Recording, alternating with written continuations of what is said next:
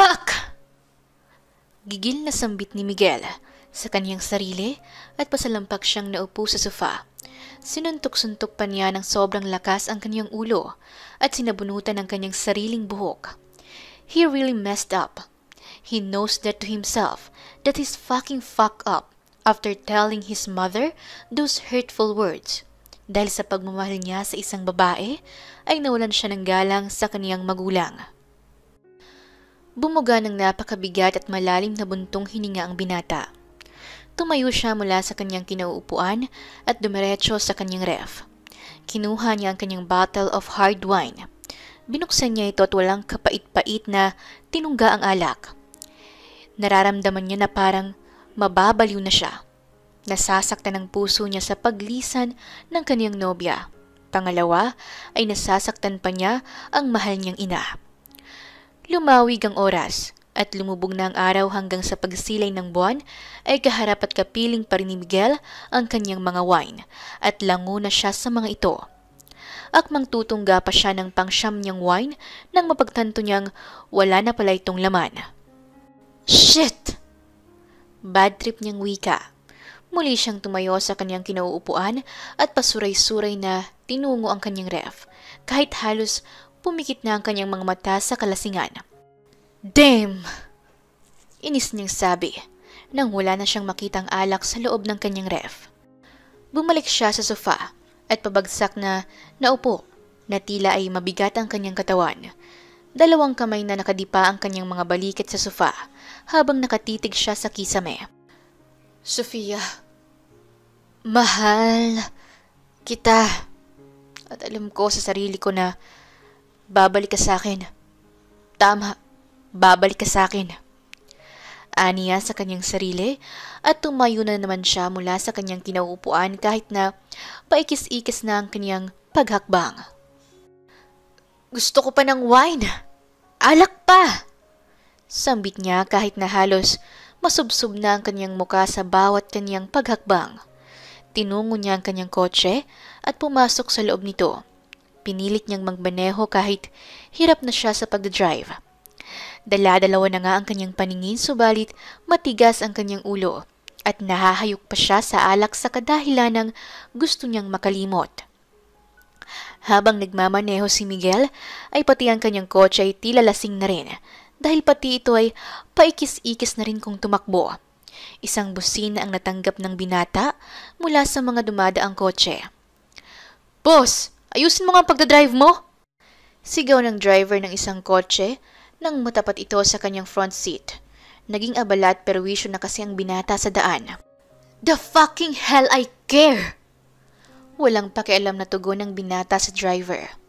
Sa gitna ng kanyang pagmamaneho ay iginilig niya muna ang kanyang sasakyan.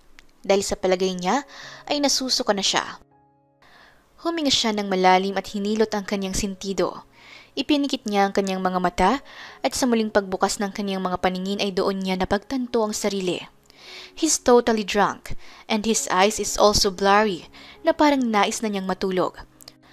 Parang sa isang iglap ay nawala ang kanyang kalasingan. Sa gitna ng kanyang kalasingan ay nagawa pa niyang makilala ang isang babaeng sobrang pamilyar sa kanya. Lasing man ay he can't be wrong for what and who is he seeing right now. His ex-girlfriend, Sofia, is kissing a man beside the street.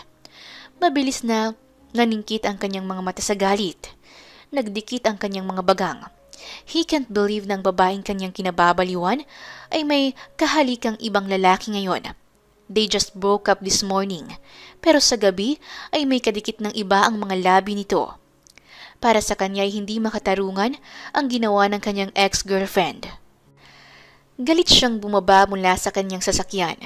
Animoy umuusok ang ilong nito sa sobrang galit. Mabilis at malaki ang kanyang paghakbang. Ang kanina'y pasuray-suray ay kay bilis ng nakapaglakad ng matuwid. Walang kamalay-malay ang dalawang naghahalikan na may leon na palang nakaambang sa kanilang tabi. So, this is the man you replace me with? Matigas at marinitong wika. Natigilan naman ang dalawang nagpapasarap sa bawat labi ng isa't isa nang marinig ang galit na tinig. Kinabahan si Sofia at mas lalo pa siyang kinabahan nang magtama ang mata nila ng kaniyang dating nobyo. Miguel? Halos manginig niyang bigkas nang makita sa mga mata ng lalaki ang labis na galit. Nag-aapoy ang mga mata nito at nakakuyom ang mga kamao. Who is... Hindi na naituloy ng lalaking kahalikan ni Sofia ang nais niyang sabihin nang lumipad na ang kamao ni Miguel sa pagmumukha nito. Tumaob ang lalaki at napasubsob pa ang mukha nito sa daan. God! Tarantang sigaw ni Sofia habang hindi niya alam ang kung ano ang dapat niyang gawin ng sakyan na ni Miguel ang lalaki na hindi pa nakakabawi mula sa pagkahilo nito dahil sa malakas na suntok ng binata. Miguel! Stop! Stop it, Miguel! Miguel! Hindi magkamayaw na sigaw ni Sofia nang pinagsusuntok pa ng gusto ng binata ang lalaki. You ugly man! How could you replace me ng ganun-ganun na lang sa ganyang itsura? Nag-aalab sa galit nitong wika, sabay suntok na naman sa mukha ng walang kalaban-laban ng lalaki. Miguel! Tama na! Miguel! Awat ni Sofia habang buong lakas niyang hinihila palayo si Miguel mula sa kaniyang bagong lalaki. Malakas na iwinaksi ni Miguel ang kamay ng dalaga at matalim niya itong tinitigan sa mga mata. Napatuwid ng tayo ang dalaga sa matalim na titig ni Miguel at iniwan naman ni Miguel ang bugbog saradong lalaki. This? That man? You replaced me with that man? Galit na galit niyang sambit sa kanyang dating nobya at napapaatras na lang ito sa malakas at maitim na aura ng binata. Ipinagpalit mo ko sa pangit na lalaking ito? Oo, siya! Siya nga! Buong pwersang sagot ng dalaga. Kaya niya akong pasikatin bilang isang modelo kapag sinunod ko ang gusto niya. Kapag nangyari yun ay makukuha ko ng lahat ng gusto kong bilhin. Kaya oo, siya ang lalaki ko. Siya ang dahilan kung bakit kita iniwan. Besides, wala ka namang silbi. I've been dating you for such a long years, pero hindi ko pa nakukuha ang nais ko mula sa'yo. Matapat na wika ng dalaga na ikinaiba naman ang mukha ni Miguel. So, Mama was right that you only after my wealth and not to my love? Mahinang tanong ng lalaki habang iniinda ang sakit na kanyang nararamdaman sa loob ng kanyang puso nang bitawan ng dalaga ang mga katagang iyon. Tell me, now! Halos putok ugat na dugtong ni Miguel nang matagal bago siya sagutin ng dalaga. Oo, minahal kita dahil kailangan kita. Pero hindi mo na ibigay ang gusto ko kaya iniwan na kita. Dahil wala rin naman akong mapapala sa pagsama ko sa'yo. Humagalpak sa tawa si Miguel. Tawa na halos hindi makapaniwala sa kanyang naririnig. He can't believe that the woman he is defending to his family is really a gold digger. He smirked at pailing-iling ang kanyang ulo. You know what? The house, the car, condo, money, everything you need. Kayang-kaya kong ibigay sa'yo kahit ngayon pa. I'm just waiting a good chance to prove my family that they are all wrong about you. Aniya sa babae at may kinuhang maliit na box mula sa kanyang bulsa. At napatingin naman ang dalaga sa kung ano ang binunot ng lalaki mula sa bulsa nito. Miguel opens the small box and show the woman what it is. A diamond, right? Wika ng binata at ang mga mata naman ni Sofia ay napako sa singsing. The diamond is shining just like your eyes right now. Do you know how much it worth? Dugtong niya at ang bato ng singsing ang ibig niyang sabihin. It can buy you everything. Everything you dream for. Sambit niya. Miguel, I lied. I love you so much. And that is true. Miguel, I'm not breaking up with you. Sabi ng dalaga at hindi nito maalis-alis ang kanyang paningin sa naturang mamahaling diamond. Muling umiling-iling ang binata sa kahibilis ng pagbabago ng desisyon ng kaniyang ex-girlfriend. I can't believe you. I can't believe that I love someone like you. You're showing your true colors, Sofia. Aniya rito at biglang bumangon ang lalaking binugbog niya kanina na may hawak na patalim. Akmang sasaksakin siya nito subalit mabilis niyang naagaw ang kutsilyo mula sa kamay nito at akmang sasaksakin niya rin sana ito gamit ang sarili nitong kutsilyo nang bigla nanlabo ang kanyang mga paningin. Tila may pumukpok sa kanyang batok upang unti-unti siyang mawalan ng malay. Bumigat ang mga talukap sa mga mata ni Miguel hanggang sa tuluyan na siyang natumba sa kalsada. Kinaumagahan ay unti-unting nagmulat ng mga mata si Miguel. Masakit ang kanyang ulo at napahawak siya sa kanyang batok. Is it just a dream? Tanong niya sa kanyang sarili nang mapagtanto niyang nasa loob siya ng kanyang kotse. Ow! It hurts! Aniya. No, it's not a dream. Sagot naman ng isang babae na nasa backseat. Mabilis na lumingon si Miguel upang kilalanin ng taong nagmamay-ari ng boses na yon. Alexa? Bulalas niya sa pangalan ng kanyang pinakabatang pinsan na nasa edad 17. Yeah, it's me. And I can tell you that you really fuck up yesterday night. Kaya pinukpok na kita ng bote para tumino ka. Sagot nito. You brat! Oh, shut up. Why don't you thank me for the favor I did for you? Kung hindi pa ako dumating ay nasa kulungan ka na ngayon. Saad nito. Anyway, I want to bring you home yesterday night since I can drive. But I remember, I don't have a license. I was finding you yesterday night to tell you something but I found you so cringe. Tell me something about what? It's about your dad. And it's about your caretaker, Aga. What about Aga? I heard Aga wants to go home to his province in Davao. And about your dad? Maybe it's about the company. Sagot nito. Hindi na lumawig pa ang usapan ng magpinsan at agad na umuwi si Miguel sa bahay ng kanyang ama. Dad, is there anything you want to tell me? Bungad tanong niya sa kanyang ama na kasalukuyang nagkakape. Have a seat, my son, and have a coffee with me. Sagot nito at naupo naman ang binata. As you can see, I'm getting older. Hindi na ako magpapaligoy-ligoy pa, Miguel. Gusto kong palitan mo na ako sa pagpapatakbo ng kumpanya natin. Gusto ko nang mag-enjoy sa buhay na walang kumpanyang inaatupag. Dad, I can't run a business right now. Parang kanyang sagot. What do you mean? Dad, I can't focus right now. I want to ask you a favor instead. What is it? Please, hayaan mo kong sumama kay Aga sa probinsya. And I promise, after I move on, I will be back here to replace you for running our company. But for now, please let me do this, Dad. Seryoso niyang sagot sa kanyang ama. Inayos naman ng matanda ang pagkakasandal ng kanyang likod sa upuan at pinagdaop ang kanyang dalawang kamay. He looked at his son so serious at nag-isip kung papayagan ba niya ito o hindi. 4 months. I will give you 4 months to fix yourself, Miguel. And after that, you have to be back here in Manila to replace me.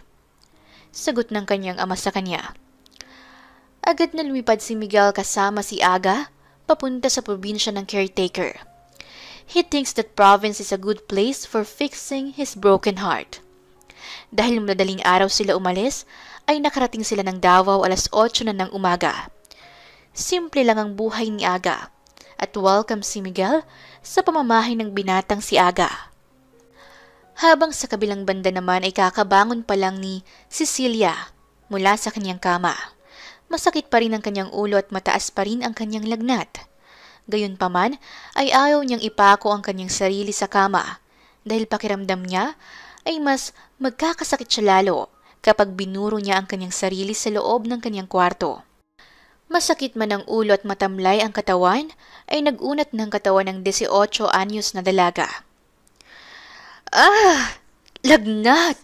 Layuan mo ako! Aniya sa kanyang sarili habang pikit matang naguunat ng kanyang katawan.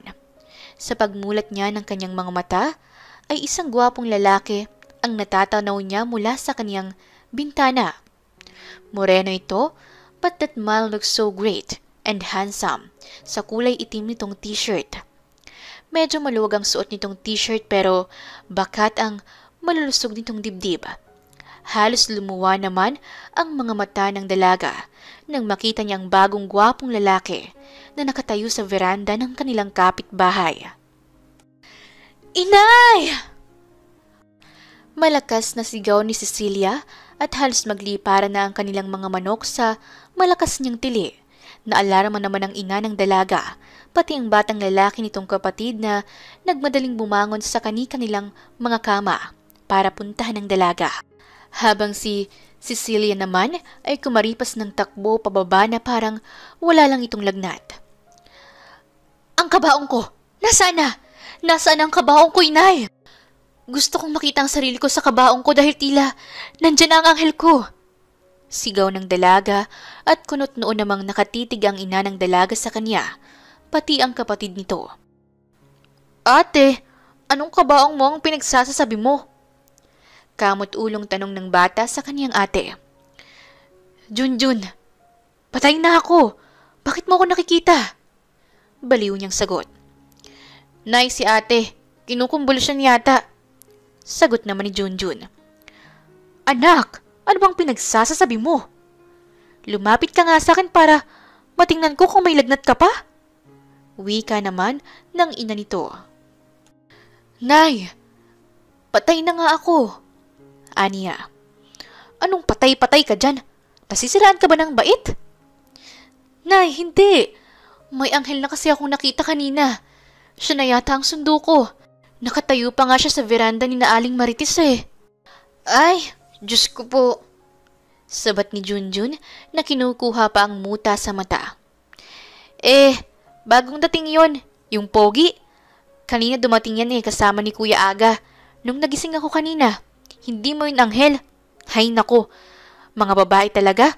Basta nakakakita ng pogi nagiging baliw. "Totoo siya? Hindi siya anghel?" Hindi makapaniwalang sagot ng dalaga. Sa tanang buhay niya ay ngayon lang siya nakakita ng ganoon kagwapong lalaki. "Junjun, ate mo baliw na. Oras na pala. Napuyat ako kakabantay sa ate mo kagabi.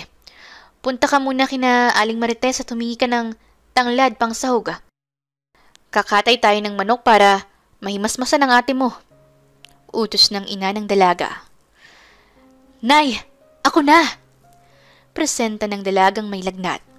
Napatingin naman ang kanyang ina at ang kanyang kapatid sa kanya at bakas sa mukha ng mga itong pagtataka.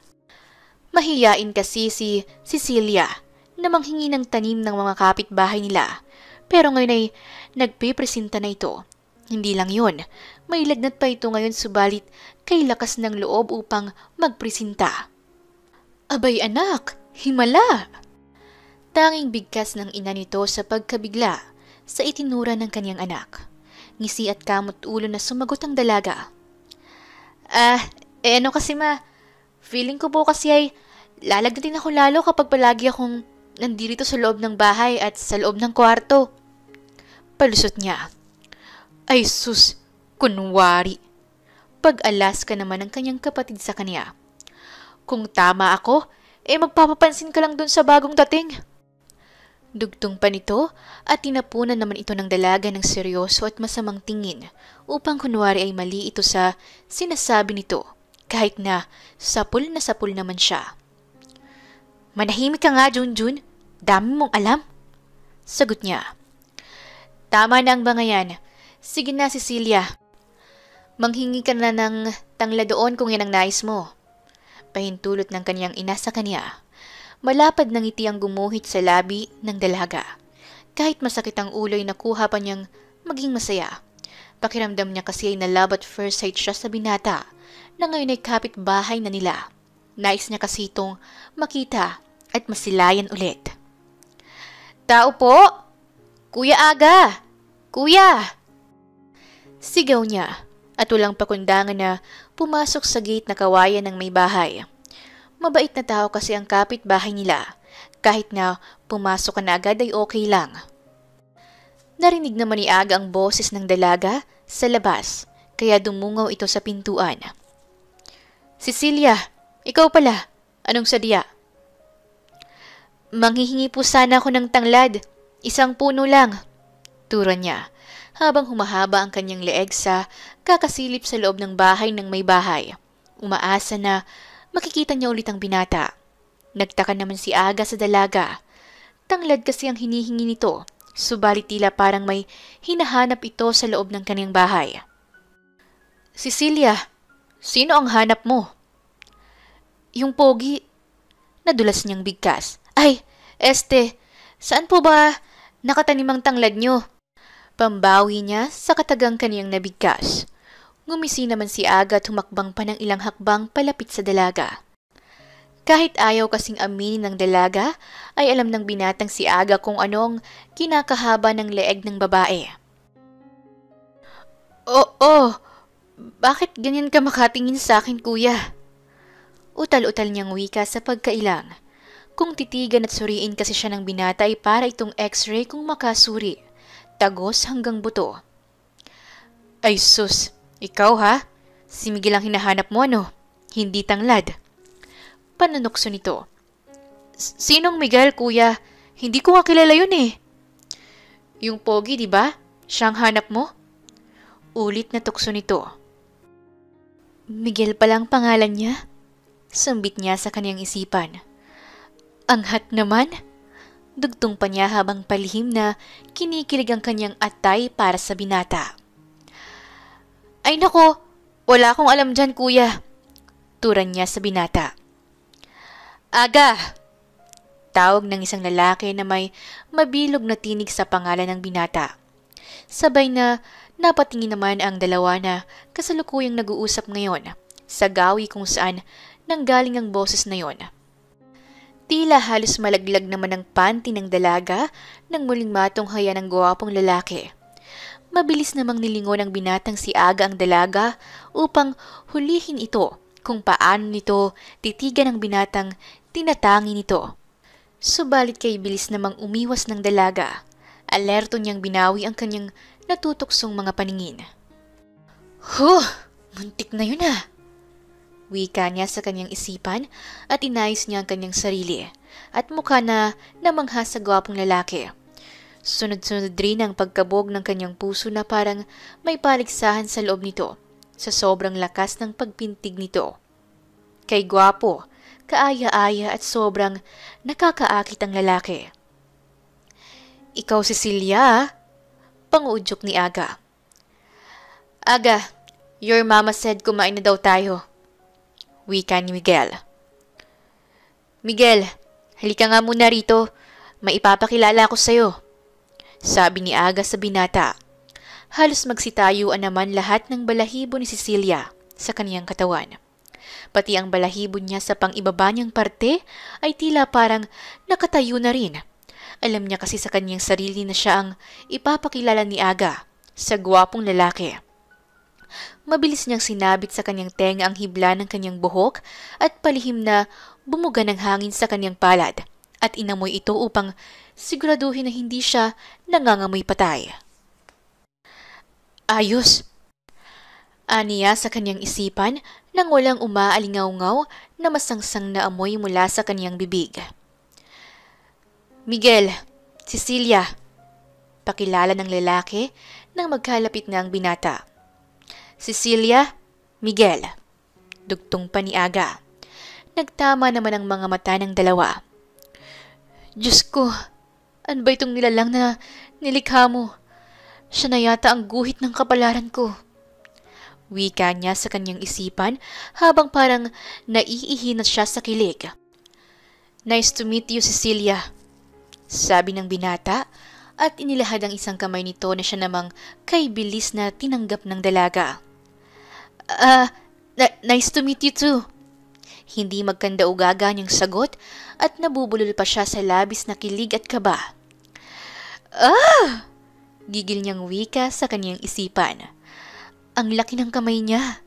Dugtong pa niya. Ikaw na ang dream boy ko. Gusto ko maging boyfriend siya, Lord.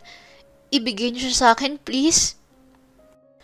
Miss, are you okay? Concerned na tanong ng binata sa dalaga nang makitang namumula ang tenga nito pati na ang pisngi. Habang si Aga naman ay halos pumutok na ang kanyang eardrum kapipigil sa kanyang tawa. Kakaiba kasi ang itsura ng dalaga. Para na kasi itong hinog na kamatis. Morena na nga na mula pa. Masyadong halata na type nito ang kaniyang amo. Oo, okay lang ako. Simple niyang sagot kahit pigil na siya sa kanyang pantog. Kamay ko. Paalala ng binata dahil parang walang balak ang dalaga na bitawan ang kanyang kamay. Ay, sorry. Paumanhin niya at binitawan na niya ang kamay nito. Sayang naman, gusto ko pa sanang mahawakan ng mas matagal. Aniya sa kanyang isipan. Sige, Cecilia, pasok na muna kami sa loob. Kunin mo na lang ang sadya mo sa bakuran. Wika ni Aga at sabay na silang tumalikod ng binatang si Miguel. Pagtalikod ng dalawa ay impit at pigil na tumili ang dalaga habang tila ay nangingisay. Napalingon naman ulit ang dalawang binata. Aga, is she okay? May sakit ba siya? Bakit siya nanginginig? Takang tanong ni Miguel. Hoy, Cecilia! Saan ka pupunta? Ang tanglad mo! Sigaw ng lalaking si Aga nang makitang palabas na ng gate ang dalaga habang tila ay nangingisay. Napatigil naman ang dalaga at nahiyang humarap. Nahihiya siya sa kanyang ikinilos, subalit kay hirap itago ang tunay niyang nararamdaman. Saan nga ulit yun nakatanim? Halos upos na kandila niyang bigkas. Umiling-iling naman si Aga. Hay nako, kabataan talaga. Nasa bakuran nga ikaw talaga. Anito at mabilis na humakbang ang dalaga patungo sa bakuran. Nais na niyang umalis sa harapan ng dalawa sa sobrang hiya. Aga, what happened to her? Is she normal? Muling tanong ni Miguel. Why is she shaking like that? Dugtong pa nito. Humagalpak naman sa tawa ang binata at inakbayan ng lalaking amo. Natural lang yon, huwag kang mag-alala. Natural lang sa taga-probinsya na hindi maging normal minsan. Wika pa nito at tinungo na nila ang hapagkainan. Pagka-uwi ng dalaga sa kanilang pamamahay, ay nakatambang sa pintuan ng kanyang nakababatang kapatid. Walang kurap mata itong ginawa at nakatitig lang ito sa kanyang ate habang nakapamewang. Alis na dyan, paraan! Aniya sa kapatid subalit iniharang nito ang kamay nito sa pintuan kaya napaatras ang dalaga at pinatulan na niya ang kanyang kapatid sa pakikipagtitigan. Nakita ko yun ate Anito sa tono na parang may nakita itong hindi pwedeng itanggi at lusutan. Anong sinasabi mo? Paraan nga! May katarayan niyang wika at tinanggal niya ang kamay ng kanyang kapatid na nakaharang sa pintuan. Hindi ka type nun. Negra ka. Huwag ka nang umasa. Pangaasar pa nito sa nakakatandang kapatid. Che! Sagot niya. Maputi ang gusto nun. May class. At higit sa lahat maganda. Dugtong pa nito. Nilingon ng dalaga ang kanyang kapatid nang mailapag na niya sa mesa ang dala niyang sahog. Hoy, Junjun. Aba, maganda rin ako, no? Aniya sa kanyang kapatid. Kahit kailan ay hindi niya tinatanggap ang salitang sinasabing pangit siya dahil para sa kanya ay maganda siya at kaligaw-ligaw. Kaligaw-ligaw ako, Junjun. Maganda ako. Alam kong maganda ako. Kaligaw-ligaw ka nga. Parang pusang nililigaw. Dugtong pa nito. Hindi naging madali para sa binatang si Miguel na masanayan ng buhay payak. Buhay ng mga simpleng tao. Anak siya ng CEO subalit ngayon ay humihiga na sa tabla at banig. Sa unang linggo niya sa probinsya ay madalas na sumakit ang kanyang likod dahil sa tigas ng kanyang hinihigaan. Palagi ring nag-aalboroto ang kanyang tiyan at pabalik-balik sa CR dahil sa pagkain na hindi niya nakasanayan. Kalaunan ay unti-unti na ring natatanggap ng kanyang katawan ng sistema ng pagiging buhay simple. Hindi na gaanong sumasakit ang likod niya at nag-uumpisa na ring tanggapin ng kanyang bituka ang mga pagkaing isinusuka niya noon. Lahat ay umayon sa kanyang nais. Naging maayos ang kanyang buhay sa probinsya. Masaya siya at nag-i-enjoy sa lahat. Kasalukuyan siya ngayong sumasama sa binatang si Aga sa palengke. Tinutulungan niya ito sa pagbubuhat ng mga basket ng mga isda upang ibenta. Masaya siya sa buhay na iyon. Akalain bang ang isang tagapagmana ng isang malaking korporasyon ay magbubuhat ng mga isda? Everything goes perfectly like how he wanted. Maliban lang sa isang bagay. May isang asungot kasi na bata ang panay papansin sa kanya. Para nga itong aso sa lakas ng amoy nito upang matuntun siya nito kung saan man siya magpunta. Miguel is now standing on the terrace outside of his room. Nakagawian na niyang dumungaw muna sa terrace kapag bagong gising siya. The fresh air gives him a good vibe for a day to start. Nagunat siya at naghikab sabay pagmulagat ng kanyang mga mata nang mabaling ang kanyang paningin sa isang may kalakihang board. May mga katagapay itong nakasulat sa malalaking titik. Good morning, my loves. Mga salitang nakaukit sa board at kumaway-kaway ang dalaga na may malapad na ngiti upang kunin ang atensyon ng binata. Good morning! Sigaw pa nito na bumulabog sa buong kapitbahay. Pikit mata at problemadong napahilot ang binata sa kanyang sentido, sa labis na hiya at nag-uumpisa na rin siyang mairita sa dalaga. Sa araw-araw kasi na ginawa ng Diyos ay araw-araw din itong ginagawa ng dalaga sa kanya. Kaya kahit saan tuloy siya magpunta ay kumpulan ng panunukso ng mga tao sa dalaga. Siya na mismo tuloy ang nahihiya para rito. Ngunit kabaliktaran sa dalaga. Gustong-gusto kasi nito ang tinutokso siya sa binata. The maiden is absolutely beautiful, but she's not his type. And it's so irritating to him to see a little woman taking the first move into a man. It's so weird and stupid for him. Nakakadiri para sa kanyang siya mismo ang ligawan ng isang batang babae. Diyos ko po, ayan na naman siya. Nai-stress niyang wika sa kanyang sarili at mas pinili na lang niyang tumalikod na at huwag na muling tumingin sa dalaga. Mas lalo lang kasing sasakit ang kanyang ulo sa ginagawa nito. Talagang maganda naman si Cecilia, pero hindi nga lang ito ang tipo niya. Ay, kinikilig siya oh, nahiya pa oh. Assume ng dalaga sa kanyang sarili habang tinatanaw ang lalaking tumatalikod sa kanya, sabay flying kiss. Pasasaan pa at mapapansin mo rin ako, Miguel. Dugtong pa niya. Ate! Malakas na sigaw ni Junjun. Ay, kepyas! Gulat na sambit ng dalaga at kamuntikan pa niyang mabitawan ang hawak niyang board. Ayan ka na naman! Konsumisyong wika ni Junjun sa kaniyang ate. Si Kuya Miguel na naman? Ay, Diyos ko po! Hindi ka nga gusto nun. Ang hirap mo namang makaintindi. Kapal ng mukha mo. Sermon pa nito sa kaniyang ate habang inihahakbang ang kanyang mga paa palapit rito. Patingin ang sinulat mo. Ay hindi. Agarang tutol ng dalaga at dali ang binura ang kanyang mga isinulat sa board. Walang titingin ito. Chismoso ka. Kay bata-bata mong tao, marites ka na? Hindi to para sa'yo kaya huwag mong pakialaman ito ha? Aniya sa kanyang kapatid. Ay sus, baka nag-I love you ka na kay kuya eh. Nakakahiya ka ate. Wika pa nito na may pandidiri. Walang hiya-hiya kapag puso nang tumitibok, Junjun. Hayaan mo paglaki mo, maiintindihan mo rin ako. Sagot naman ito. Tibok ang mukha mo, di ka gusto nun. Che, may in love ka rin, tandaan mo yan.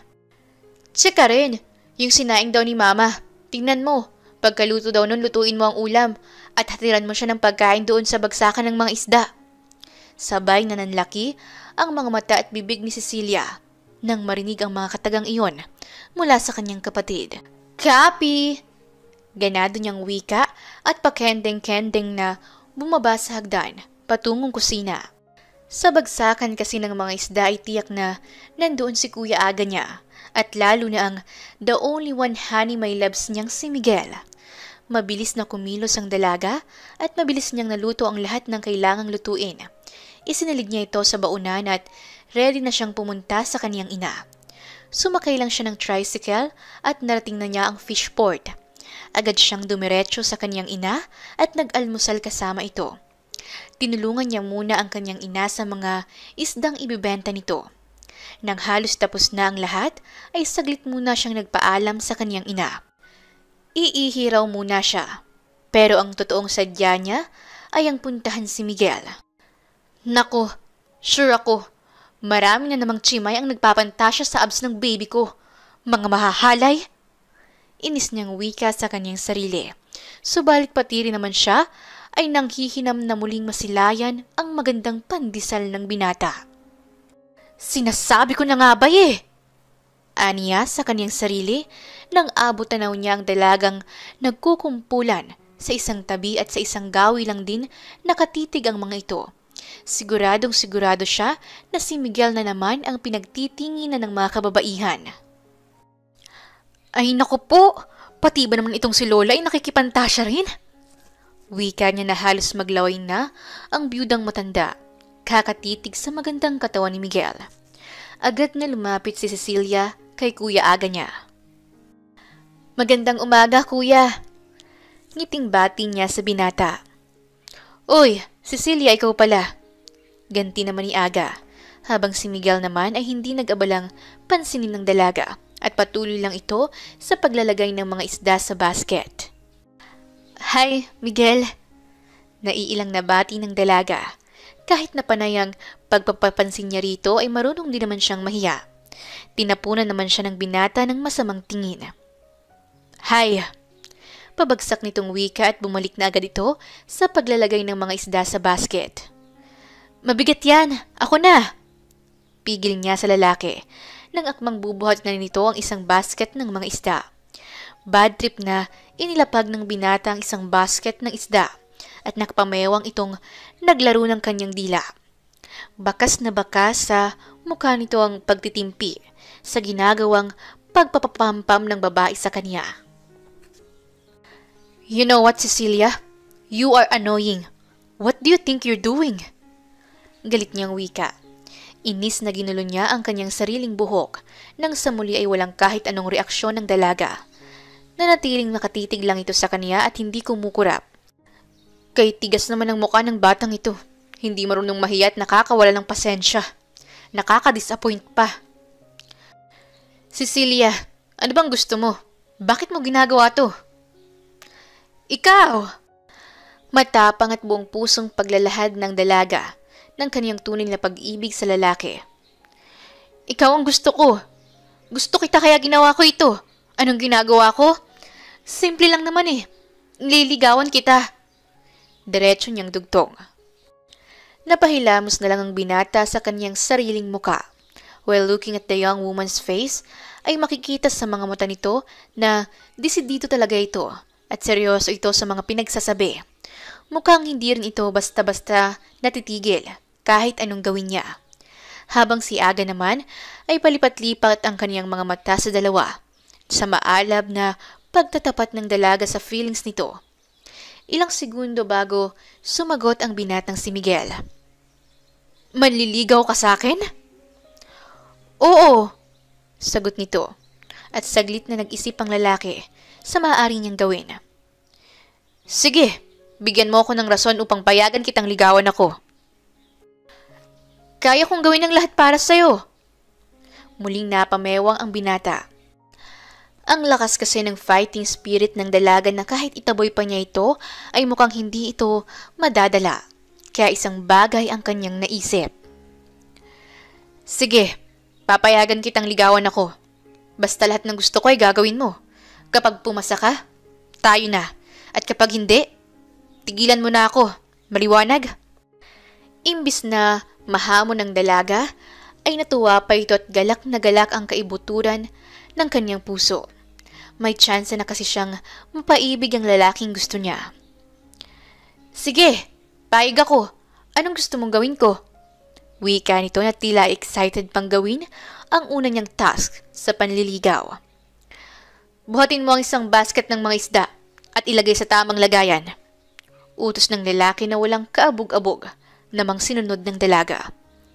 Binuhat nga nito ang kaibigat na basket ng isda. Kahit halos hindi nito kayang buhatin at nanlolobo na ang mga ugat niya sa leeg, ay hindi sumuko ang dalaga hanggang sa napatong na niya ito sa kaniyang ulo. Wow! Ang gaan! Wala ito. Simpleng bagay. Pagsisinungaling pa nito upang magpa-impress sa lalaki, kahit na halos ayaw nang humakbang ang kanyang mga paa dahil sa bigat ng kanyang dala. Cecilia acts like the basket of fish is just nothing to her. Habang si Miguel naman ay nakasunod ang kanyang mga mata sa paikli-ikling hakbang ng dalaga, palayo sa kanya. Pasasaan din at susuko ka rin. Papapagod ka rin at lulubayan mo rin ako. Sa ngayon, hahayaan muna kita sa gagawin mo at makikipaglaro na rin ako sa'yo hanggang sa sumuko ka. Tutal, ito naman ang gusto mo. Wika ni Miguel sa kanyang isipan. Wala ito! Kaya ko ito! Magaan! Magaan lang ito basta't sagutin mo lang ako, Miguel! Sigaw ni Cecilia sa binata at muli na namang napahilot si Miguel sa kanyang ulo. Stress na siya sa batang babaeng ito. Sa bawat araw na ginawa ng Diyos ay palaging nagpapapansin ng dalaga. Nagbubuhat siya ng mabibigat na bagay para sa binata. Lahat ay ginagawa niya, mapatunayan lang na mahal niya talaga ito. Sa muli, ay pumunta si Cecilia sa lugar kung saan nagbubuhat ng mga isda ang binata. Subalit nang dumating siya sa lugar na yon, ay wala doon si Miguel. Agad siyang nagtanong kay Aga, at doon niya napag-alaman na nilagnat pala ito. Dali-dali siyang umuwi at dumiretso sa bahay ni Aga. Sabi kasi nito ay walang kasama ang lalaki doon. Pagkapasok ni Cecilia sa loob ng bahay, malakas na pag-ubo ang kanyang narinig na tila ay may matigas itong ubo. Agad niyang tinungo ang kwarto at mangbubuksan na niya ang pintuan nang bigla itong bumukas kasabay nun ang pagkatumba ni Miguel. Maagap niya itong sinalo. Sa sobrang bigat ng katawan ng lalaki at sa katangkaran nito ay napaluhod ang kanyang tuhod sa sahig. Nang magkalapat ang kanilang mga katawan ay tila parang mapapaso siya sa sobrang init nito. Kay taas ng lagnat nito na tila ay nag-aapoy at nag-aalab. Cecilia, bakit ka andito? Wala akong ipapagawa sa'yo. Nanghihinang wika ng lalaki, sabay sinubukan nitong tumayo. Subalit hindi pa nga nito nabubuhat ang kanyang katawan ay muling bumagsak ang ulo nito sa balikat ng dalaga.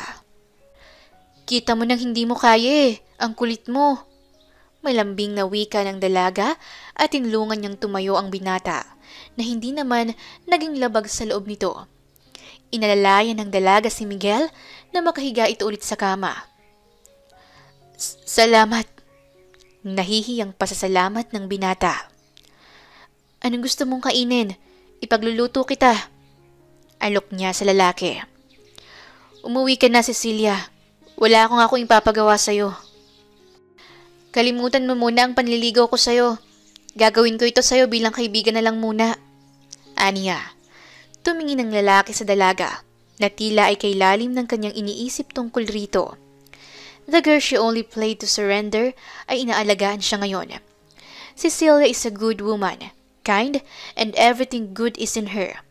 He hates to admit but he is now started to like that girl. It's been how many days na masaya siya at ngumingiti dahil sa babae. Araw-araw na niya itong naiisip at lagi siyang excited na makita ito. But she's too young for him. Gusto ko ng lugaw, aniya sa dalaga. Maghintay ka lang dito ha, ipagluluto na kita. Tura naman ito at agad nang dumiretso sa kusina. Pagkapunta ng dalaga sa kusina ay agad siyang nakapamewang. Bigla kasi siyang nagkaproblema. Kahit taas naman kasi ng lagayan ng mga kagamitan ng mga ito.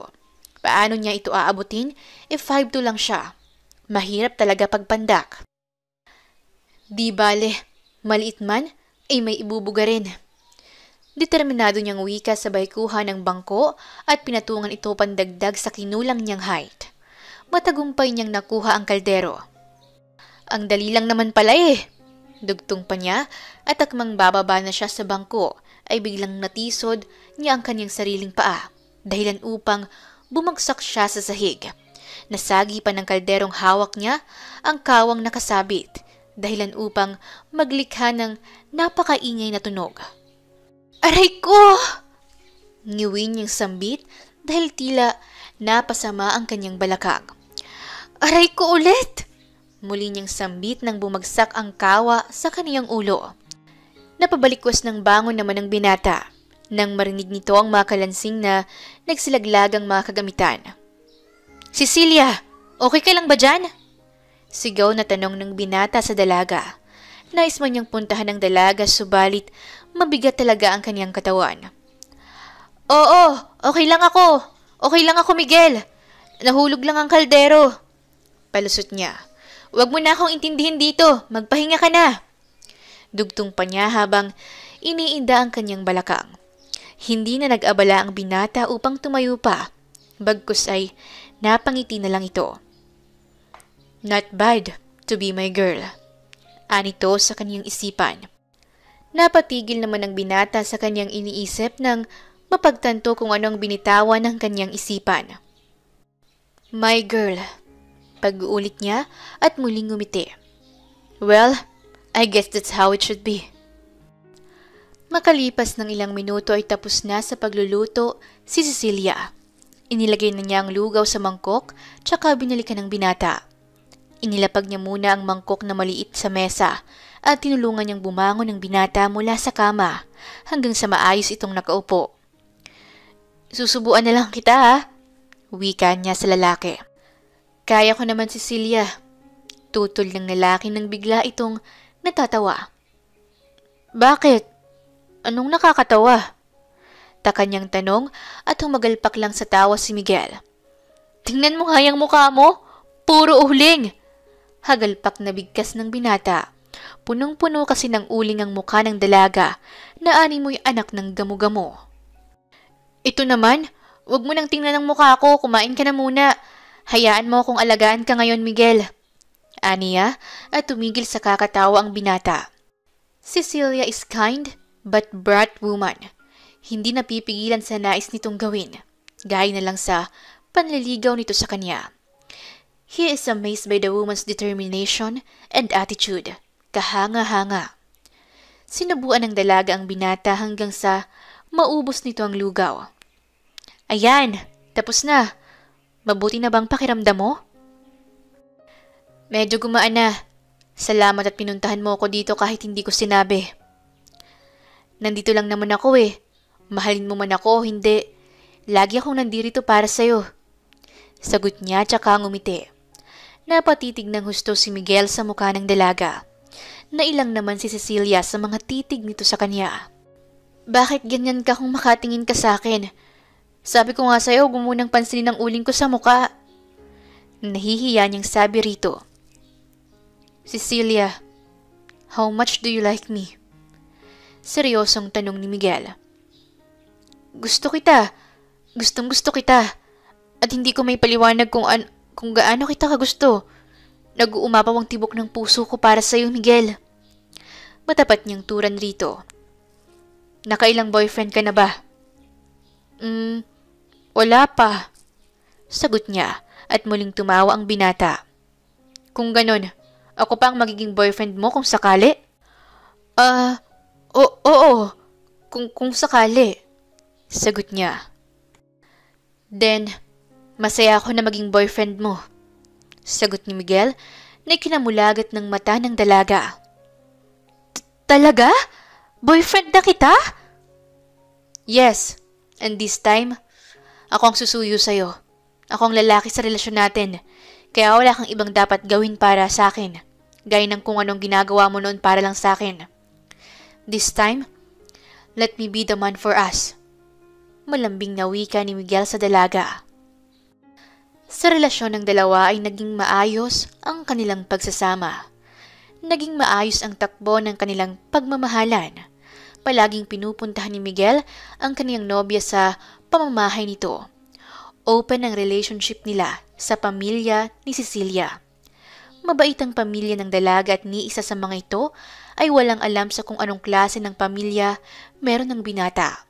Hanggang sa isang araw ay unti-unti nang nagbabago si Miguel sa dalaga. Hindi na ito gaya ng dati na palagi itong nagpupunta sa bahay nila. Ni pag-text nga o pagtawag ay hindi na nito ginagawa. Hindi niya tuloy maiwasan na magduda, lalo na at usap-usapan sa kanilang baryo na may ibang babae si Miguel. Sa ilalim ng gabi ay iniintay ni Cecilia ang kaniyang nobyo sa kanilang balkonahe at umaasa siyang darating ito. Umaasa siya na kapag dumating ito ay maging kampante na ang kanyang loob na wala itong ibang babae. Subalit, lumalim lang ang gabi ay wala talagang Miguel ang dumating. Nakita siya ng kanyang ina at nilapitan siya nito. "Anak, umaasa ka pa rin bang bibisitahin ka ni Miguel dito?" Habag na tanong ng ina niya sa kanya. Bumuntong hininga ang dalaga. "Nay, ano kayang nangyari kay Miguel? Panay silip ko sa bahay nila Kuya Aga pero hindi ko nakikita si Miguel. Kapag nagtatanong ako kay Kuya Aga kung nasan si Miguel, ay hindi rin daw niya alam. Batid kong may kakaibang nangyayari sa kanya. Sana kausapin niya ako para maintindihan ko ang lahat." Sambit niya sa napakulungkot na tinig. "Anak, usap-usapan sa barangay natin na may ibang babae si Miguel. Alam kong alam mo na rin ang usap-usapan na yan. Paano kung may ibang babae nga siya, anak?" Naawang wika ng ina niya sa kanya, sabay namuo ang kaunting luha sa mga mata ng dalaga at iniling ang kaniyang ulo. Hindi niya kayang tanggapin na may ibang babae si Miguel kapag nagkataon, lalo na at mahal na mahal niya ito ng buong buo. "Hindi, walang ibang babae si Miguel, Nay. Hindi niya magagawang lokohin ako. Baka may mas malalim lang siyang dahilan kaya nangyayari to sa amin." Sambit niya habang pinagtitibayan ang kanyang kalooban na huwag masaktan. Hindi pa niya napapatunayan na may ibang babae si Miguel, kaya wala siyang karapatan na pagdudahan ito. At ang mga usap-usapan sa kanilang baryo ay tanging tsismis lamang at hindi makatotohanan. Sa gitna ng pag-uusap ni na Cecilia at ng kanyang ina, ay biglang nagsalita si Junjun. "Ate, pwede bang bilhan mo ako ng ballpen sa labas? Gabi na kasi, takot na akong lumabas." Pakiusap nito sa ate. "Sige, akin na." Aniya at kinuha ang pera mula sa kamay ng nakababatang kapatid. Habang naglalakad si Cecilia papunta sa natatanging grocery store sa kanilang bayan, ay wala sa isip niyang inihahakbang ang kanyang mga paa. Malapit ng grocery store pero kay layo ng kanyang isip. Hanggang ngayon ay laman pa rin ng kanyang isipan ang mga tanong kung nasaan na ba si Miguel. Ilang hakbang pa ay narating na nga ni Cecilia ang grocery. Agad siyang pumasok sa loob at hinanap ang kailangan at binayaran ito. Mabilis siyang lumabas sa grocery at pagkalabas niya ay bigla siyang naistatwa mula sa kanyang kinatatayuan. Tila parang nanigas ang kanyang buong katawan dahil sa kanyang nakita. Mabilis na kumabog ng malakas ang kanyang dibdib, kasabay ang pagsikip nito. Agad na bumagsak ang mga malalaking butil ng mga luha mula sa kanyang mga mata nang actual niyang makita si Miguel na may kasamang ibang babae at nagyayakapan pa ang mga ito sa dilim. Padabog at malaking hakbang niyang nilapitan ng dalawa. "Cecilia?" Bulalas na bigkas ni Miguel nang makita niyang dalagang galit na galit habang malalaking hakbang na lumalapit sa gawi nila. "Taksil!" Bagsak na sambit ni Cecilia, sabay hablot sa babaeng nakayakap kay Miguel at malakas itong sinampal. Nabigla ang babae sa pagkakasampal ng dalaga sa kanya. "Ano bang kasalanan ko sa'yo?" Mataray na sambit ng babae. "Malaki!" Malakas niyang turan. "Malaki ang kasalanan mo sa akin dahil nilandi mo ang nobyo ko. Inagaw mo sa akin ng boyfriend ko, malandi ka! Wika niya habang lumuluha sabay sabunot sa babae. Masakit! Reklamo ng babae habang nakapulupot ang kanyang buhok sa mga kamay ni Cecilia. Cecilia! Tama na! Cecilia! Awat ni Miguel habang kinakalas ang mga kamay ng nobya sa babae. Malandi kang babae ka? Isa ka pa! Singhal niya sabay binitawan ang buhok ng babae at malakas na sinampal ang mukha ni Miguel. Isa ka pa! Malandi ka! Kaya pala wala kang paramdam sa akin? Ito pala ang ginagawa mo? Ito palang tinatago mo sa akin?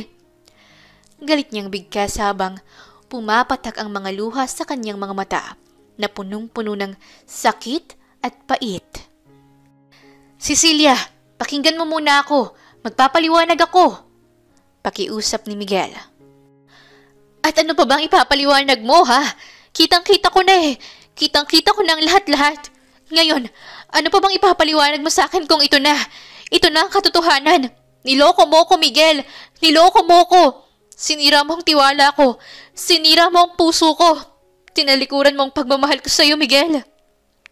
Wika niya habang impit na nagsasalita. Lumapit ang babae kay Miguel at hinawakan ito sa braso. Miguel, tara na. Huwag na nating aksayin ang oras natin sa kanya. Baka makunan lang ako kapag nagpatuloy pa tayo rito. Bigkas ng babae. Makunan? Dikit kilay na sambit ni Cecilia habang nagugulumihanan na tila ay ayaw pumasok sa kanyang utak ang ibinigkas nito. Oo, baka makunan lang ako sa skandalong ginagawa mo. Tama ka ng dinig. Buntis ako at si Miguel ang ama. Mariing wika ng babae. Iniling-iling ni Cecilia ang kanyang ulo at hindi niya tanggap ang revelasyong kanyang nalaman. Sofia, pwede ba? Tumahimik ka! Awat ni Miguel sa babae. Cecilia, mag-usap tayo. Pakinggan mo ko. Wika ni Miguel sa nakikiusap na tinig habang nilalapitan niya ang nobya niyang si Cecilia. Habang nilalapitan ni Miguel ang dalaga, ay panay din ang pag-atras nito. Huwag kang lumapit. Huwag mo akong lapitan. Malakas nitong bigkas. Cecilia, sabing huwag kang lumapit eh. Muling malakas nitong wika. Sobra ka, Miguel. Sobra ka. Sobra mo akong sinaktan. Hindi na nakayanan ni Cecilia ang sitwasyon. Tumakbo siya ng mabilis upang makalayo mula sa dalawa. Hingal siyang huminto sa isang tabi, hawak-hawak ang kanyang tuhod. Napaupo siya sabay iyak sa gilid ng kalsada at sa ilalim ng gabi ay binuhos niyang lahat ng sakit na kanyang nararamdaman. Pakiramdam niya ay unti-unting namamatay ang kanyang puso kasama ang kanyang sarili. Cecilia, wika ng isang tinig at kilalang kilala iyon ng dalaga. Matalim niya itong tinitigan sa mga mata at gusto niyang sabihin rito na ayaw niya itong makausap. Bakit mo pa ako sinundan? Wika niya sa pabagsak na tinig. Cecilia, hindi mo ko naiintindihan. Wika nito. Padabog siyang tumayo at matapang na sinagot ang lalaki habang matalim ang kanyang mga tingin para rito. Talagang wala akong naiintindihan, Miguel. Hindi ko makuhang intindihin kung bakit mo ako nagawang lokohin. Mahal naman kita. San ba ako sa'yo nagkulang? Anong dahilan mo bakit mo winasak ang puso ko? Bakit mo ako sinaktan ng ganito? Mapait niyang bigkas sa lalaking labis-labis niyang mahal at hindi niya mapigilang umiyak muli sa harapan nito. Cecilia, ni minsan sa relasyon natin na hindi kita niloko. Ni minsan na hindi kita pinagtaksilan. Paliwanag nito. Hindi nga ba? Kung hindi, bakit may Sofia ka? Bakit bigla ka na lang nawala? Bakit biglang hindi ka na lang nagpakita? Bakit biglang hindi mo na ako kinausap? Alam mo ba, ha, Miguel? Ilang gabi ako hindi makatulog ng maayos kakaisip sa'yo kung nasan ka na, kung anong nangyari sa'yo. At higit sa lahat, Ilang araw kong pinigil ang sarili ko na huwag masaktan sa mga usap-usapang kalat na kalat sa baryo natin. Dahil mas pinili kong pagkatiwalaan ka. Pero ano? Ano? Anong ginawa mo? Sinaktan mo lang ako, Miguel. Binigo mo lang ako. Sinira mo ang tiwala ko sa'yo. May diin niyang bigkas na may halong panunumbat. Cecilia, isinusumpa ko. Hindi kita niloko. Katuwiran niya sa nobya. Hindi ako nagpakita sa'yo dahil hindi ko alam kung anong sasabihin ko sa'yo. Hindi ko alam kung saan ako magsisimulang ipaliwanag sa'yo ang lahat. Tungkol kay Sofia, tapos na kami bago naging tayo. Dugtong niya. Sinungaling! Yan ang totoo, Cecilia. Pumunta ako dito sa Davao upang kalimutan siya. Upang kalimutan ang sakit na idinulot niya sa akin. And because of you, ay agad kong napalitan ng saya ang puso ko. Minahal kita, Cecilia. At mahal na mahal kita. Hindi ko lang talaga alam paano ipapaliwanag sa'yo ang lahat dahil biglaan. Biglang bumalik siya sa buhay ko at sinasabi niyang buntis siya at ako ang ama. That day, nang malaman ko ang lahat ng yan ay hindi ko na alam kung paano ako haharap sa'yo. Hindi ko kayang mawala ka sa akin, Cecilia. Sambit niya ng buong katapatan sa babae. Ayusin mo yan, Miguel, kung ayaw mo kong mawala sa'yo. Bigkas niya habang pinagpupuyo sa sobrang sakit ang kanyang damdamin tsaka iniwan ang binata. Wala namang nagawa si Miguel kundi ang maiwang nakatayo sa daan habang nanlulumong tinatanaw palayo ang kaniyang nobya. Matapos ang araw na yon ay pabalik-balik si Miguel sa bahay ni na Cecilia.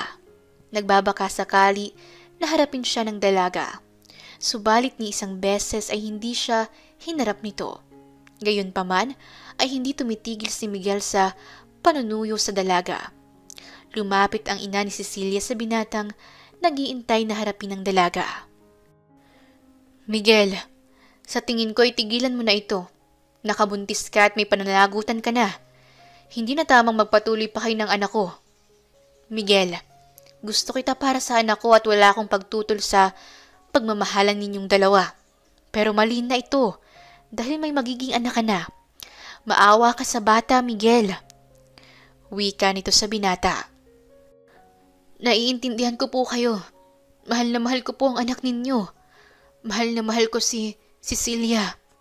Pakisabi po sa anak nyo na pupunta po ako ulit dito sa pamamahay ninyo bukas. At iintayin ko siyang kausapin ako. At kapag bukas ay hindi pa niya ako haharapin, ay aalis na po ako. Babalik na po ako ng Maynila upang pakasalan si Sofia. Pakisabi po kay Cecilia na siyang hihintayin ko sa magiging desisyon ko. Tura ng binata sa ina ng dalaga bago nilisan ang pamamahay nito. Sinabi nga ng ina ni Cecilia sa dalaga ang nais iparating ni Miguel sa kanya. Nay, mahal ko po si Miguel. Naluluhang sambit ng dalaga. Kung ganon, harapin mo siya mamaya, anak. Ayusin niyo ang lahat. Kung mahal talaga ninyo ang isa't isa, ay kaya ninyong lampasan ang pagsubok na ito. Payo ng ina niya sa kanya. Kinagabihan ay handa na si Cecilia na kausapin muli si Miguel at ayusin ang relasyon nila. Anak, may gustong kumausap sa'yo. Wika ni Aling Sedi sa anak. Nandyan na po ba si Miguel, Nay? Tanong niya at nananabik na muling makita ang lalaking mahal niya. Naniniwala siya na mahal nila ang isa't isa at kaya nilang ayusin ang mga nasira sa relasyon nila. Bumaba si Cecilia at sa pagbaba niya ay hindi niya inaasahan ng taong madadatnan niya. Sofia? Kunot niyang bigkas sa pangalan nito. Tumayo ito sa kinaupuan nito tsaka nagsalita. Cecilia, pwede ba kitang makausap? Tanong nito sa dalaga. Hindi sumagot ang dalaga at inilihis niya ang kanyang atensyon sa ibang direksyon. Ngunit ang tainga niya ay handang makinig para sa babae. Cecilia, alam kong mahal mo si Miguel at mahal ko rin siya. Pero hindi ako pumunta dito para sabihin sa'yo kung gaano ko siya kamahal. Nandito ako para makiusap sa'yo na parang awa mo na. Ibigay mo na sa akin si Miguel. Ibigay mo siya sa amin. Sa akin at sa anak niya, Cecilia. Ayaw kong mawalan ng ama ang anak ko. Pagmamakaawa ni Sofia sa dalaga. Sa bawat katagang binibitawan ni Sofia, ay ganun din karami ang mga luhang umaagos mula sa kanyang mga mata.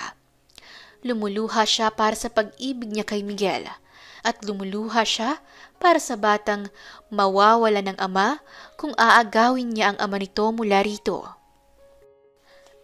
Cecilia, patawarin mo ko kung kailangan kitang saktan, at patawarin mo ko kung hihingin ko sa iyo na lumayo ka na lang. Pakiusap, layuan mo si Miguel at ibigay mo na siya sa amin ang magiging anak niya, sa amin na magiging pamilya niya. Cecilia, parang awa mo na. Lumayo ka na sa kanya. Bigkas nito na punong-puno ng pagmamakaawa. Tumalikod ang dalaga.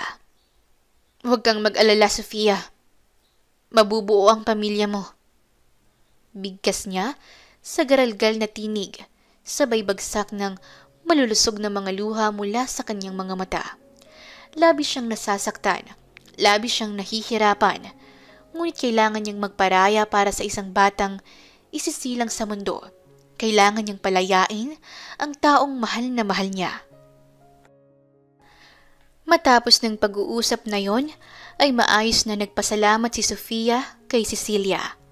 Nang dumating si Miguel, ay hindi niya ito hinarap. Bagkus ay nagkulong siya sa kanyang kwarto at mag-isang lumuluha, mag-isang nasasaktan. Hanggang sa kinaumagahan ay nabalitaan na lang niya na wala na si Miguel, na umuwi na ito sa Maynila kasama si Sofia. Nanlulumo ang kanyang puso sa ginawa niyang pagpaparaya sa taong ayaw niyang palayain.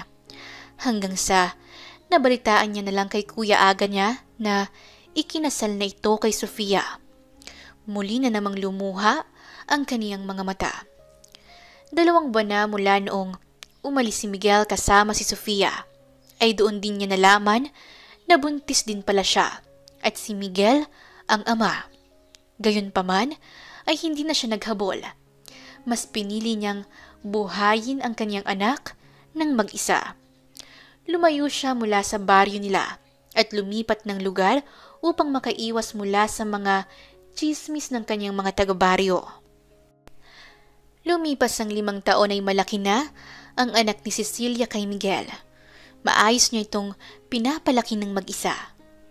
Sa bawat tinitignan niya ito ay wala siyang ibang naaalala kundi ang lalaking minahal niya. Paano ba naman kasi kamukhang kamukha ito ng ama nito, mula sa mata maging sa ilong at ngiti. Masasabi niyang ang anak niya ay si Miguel II.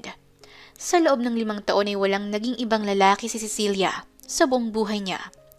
She tried to date someone pero wala talaga siyang minahal. Kaya she enjoyed her life being a single mother to Manigo, her son. Mama, I think I really look like my daddy. Wika ng kanyang anak habang nakatitig ito sa litrato ng kanyang ama.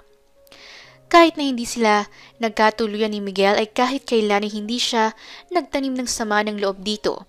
At higit sa lahat ay hindi niya pinagkait sa anak niya na makilala ang ama nito kahit sa picture man lang. Kumpiyansa rin naman siyang nasa laki ng mundo ay hindi magkikita sina Miguel at Manigo. Of course, baby, you really look like your daddy. Pogi ka at magkasing pogi kayong dalawa. Malambing niyang wika sa kaniyang anak. Mommy, kailan ba babalik si Daddy? Nalulumbay na tanong ni Manigo. Nalungkot din si Cecilia para sa anak. Ang palagi niyang sagot dito ay malapit nang umuwi ang kaniyang daddy. Lingid sa kalaman nito na walang daddy ang uuwi. Bagay na kinaaawaan ni Cecilia sa anak dahil umaasa ito sa daddy na kahit kailan ay hindi na uuwi. Baby, how about punta tayo sa Star City at mag-play ka doon? Or manood tayo ng movie. Gusto mo ba? Paglilihis niya sa usapan nila ng kaniyang anak. Namutawi naman ang magandang ngiti sa mga labi nito at agad na umuo sa kaniyang ina. Habang sa kabilang banda naman ay nababagot na si Miguel, kakahintay sa tawag ng kanyang private investigator at sa wakas ay tumawag ito sa kanya.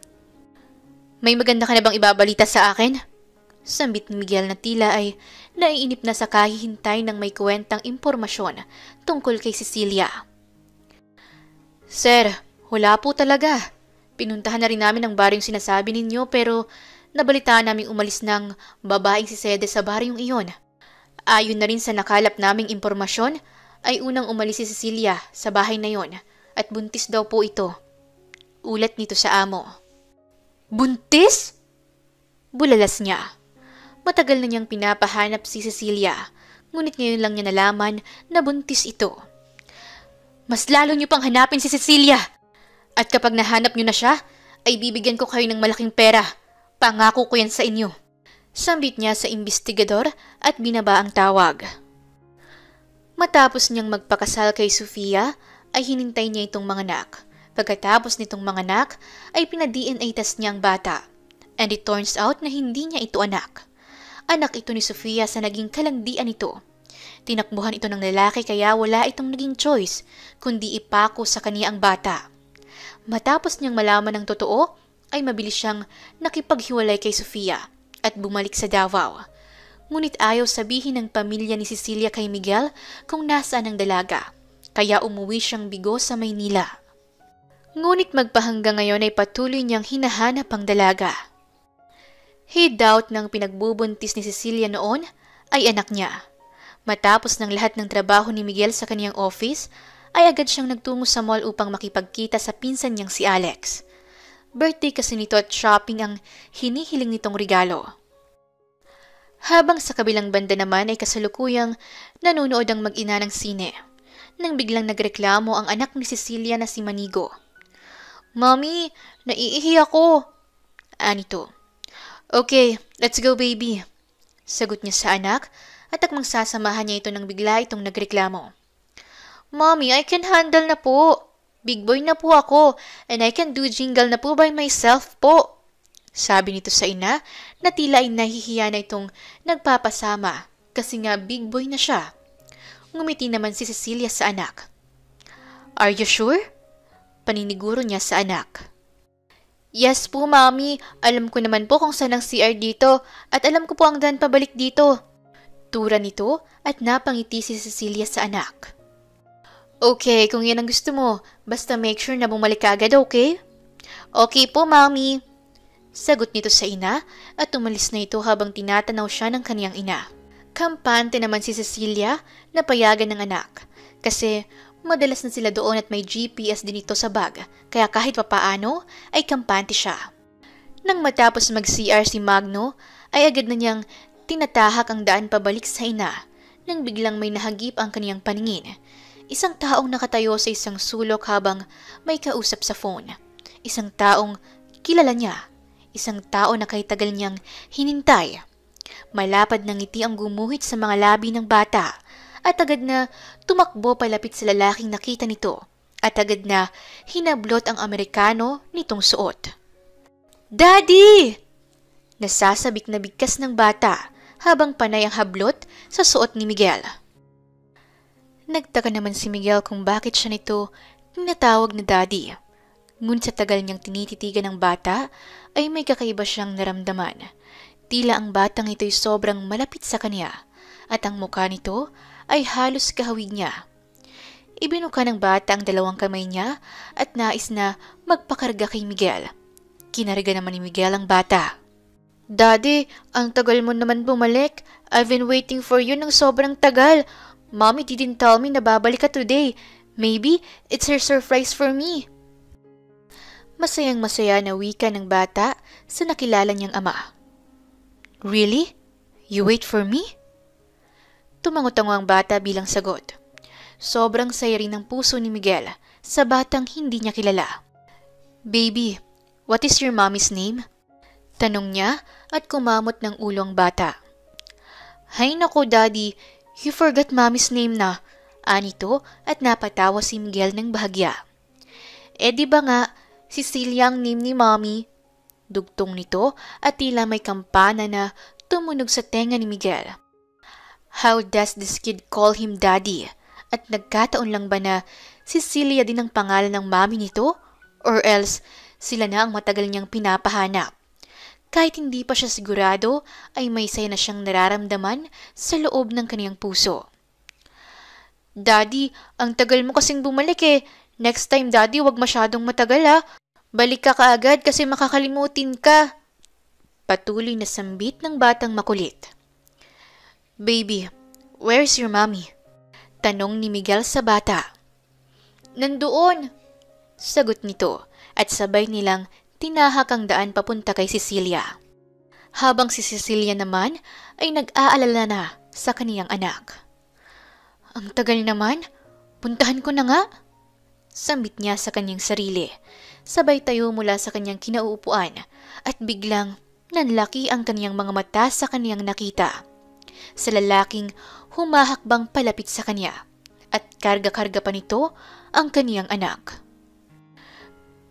Miguel? Halos hindi niya mabigkas ang pangalan nito habang nakatulala ang kaniyang mga mata. I've been looking for you for such a long years. Wika ni Miguel sabay halik sa labi ng dalaga. Miguel, ayoko ng gulo. Mahina niyang wika sa lalaki. Don't worry baby, inayos ko ng buhay ko gaya ng sinabi mo. Ang problema nga lang ay pinahirapan mo kung hanapin ka. Anito sabay tingin sa batang si Manigo. He is mine, right? He is my child. Dugtong nito na walang pagdududa. Hindi na rin sinubukan ni Cecilia na magsinungaling pa dahil ang anak niya ay sobrang kamukha ng papa nito. Magkasabay na pinanood nilang tatlo ang movie. Dinala ni Miguel ang kanyang mag-ina sa isang restaurant na pag-aari niya at doon niya pinaliwanag ang lahat. Matapos nun ay nagkaayos sila ni Cecilia at inayos din nila ang nasira nilang pamilya. Nagawa na rin makilala ni Manigo ang kanyang lolo at lola na mga magulang ni Miguel. Labis ang tuwa ng dalawang matanda nang makita nila ang kanilang apo. Kalaunan ay nagpakasal ang dalawa at naging ganap ng mag-asawa hanggang sa nasundan pa si Manigo. Ang pagmamahalan ni Cecilia at Miguel ay isang patunay na kung ang pag-ibig ay totoo, mapapasayo pa rin ito kahit gaano pa katagal ang panahon na lumipas. Wakas! Maraming salamat po sa inyong pakikinig hanggang sa dulo ng kwentong ito. Ito po si Inday Series at hanggang sa muli. Maraming salamat po.